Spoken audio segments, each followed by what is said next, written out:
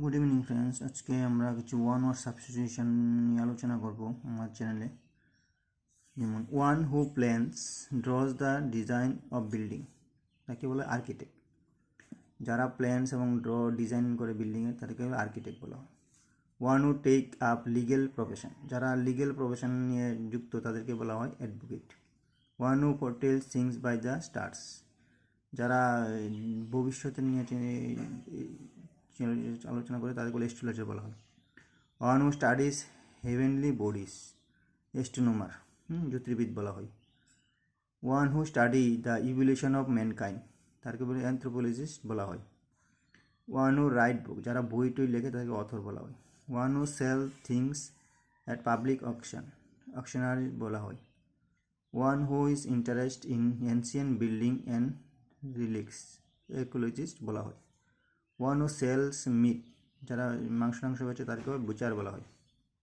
One who lives in alms, beggar. One who mends shoes, cobbler. One who makes furniture, carpenter বলা হয়। One who draws maps, cartographer বলা হয়।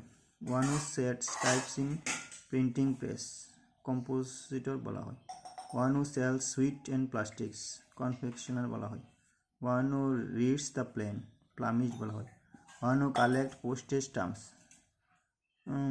প্লাটিস্ট বলা হয়।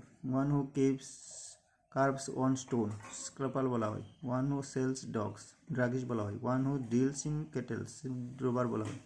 One who treats the teeth, dentist বলা হয়। One who deals in fishmonger বলা হয়। One who works on ropes, funambulist বলা হয়। One who sells flower, florist বলা হয়। One who studies rocks and soils, geologist বলা হয়। One who travels for selling articles, hawker বলা হয়। One who writes house in groups, জোকারি বলা হয়। One who rights for the news paper, journalist বলা হয়। One who text care of building, journalist বলা হয়। এগুলি ওয়ান অফ সাবস্টিটিউশন, এইগুলি আমরা একবার দেখে যাও, এগুলি বিভিন্ন কম্পিটিটিভ এক্সামে আসে এগুলি থেকে। তাহলে আমার চ্যানেলকে সাবস্ক্রাইব করুন, শেয়ার করুন। Thank you.